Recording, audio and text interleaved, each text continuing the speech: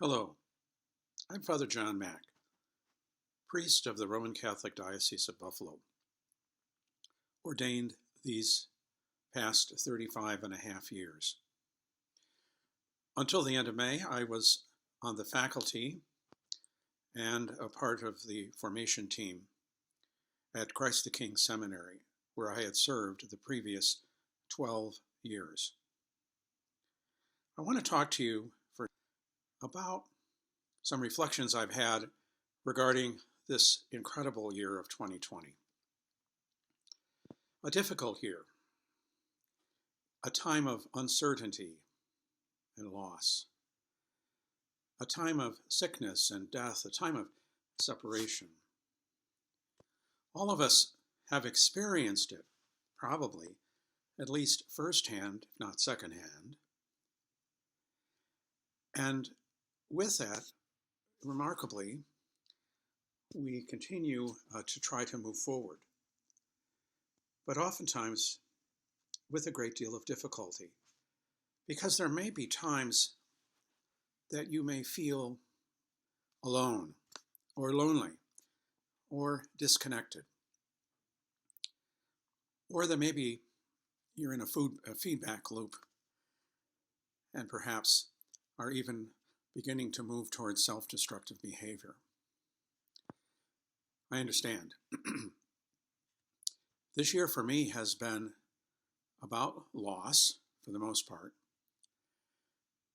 The loss of my good health, as I was struggling with really for the first half of the calendar year. The effects of non-alcohol cirrhosis as I awaited a living liver donor transplant, which I received on the 30th of June at Strong Memorial Hospital in Rochester, and from which I continue to recover. The loss also included not only my good health, but also my mission and purpose, my job, my community, my colleagues, as it was announced on the 4th of February that Christ the King Seminary would cease operations as of the end of May 2020. All those years of a commitment and a community were then taken away. Also, as well, it was very difficult to mourn the loss with colleagues because we pretty much all went into a lockdown in the middle of March and concluded the academic year by teaching through Zoom and digital recordings.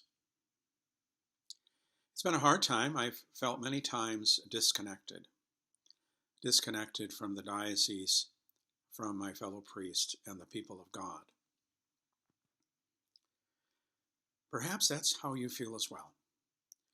Whatever your story is about and the problems that you face or have faced, whether it's sickness or someone who's close to you has passed on, has died, perhaps not being able to do a full funeral or be able to get Mass on weekends, on Sundays. You're not alone. There are people and services who can help you.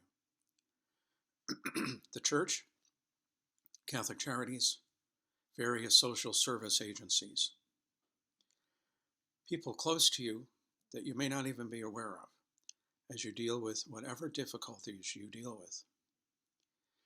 Perhaps you've had a loved one who has gone into the hospital and you haven't been able to visit. A call to that hospital's spiritual or pastoral care department could mean that one of the chaplains might be able to particularly visit that someone who has loved ones who want to be close, but because of the pandemic are not able to do so. There are plenty of folks who are just waiting to help you. You are embraced in love more than you realize. Sometimes it's hard to get a perspective because, well, you may be in an isolated situation or a challenging situation, one in which you've never had to face this before. We've always been kind of in control of our lives and making our own choices. We've had to realize that our own behavior helps to protect other folks who could possibly dealing with illness or the coronavirus, and who could be adversely affected in their health, as I know, as I am now immune suppressed because of the drugs that I take, so that the new liver that I have is not rejected by my body. Please avail yourselves to various services of which we are going to be telling you about. Reach out. Usually it's as close as a phone call or even sometimes an email, but generally you are surrounded by goodness. Even in these dark times and dismal times, I believe light shines forth in strangers who've become neighbors. Let us continue to pray for each other or think positive thoughts about each other.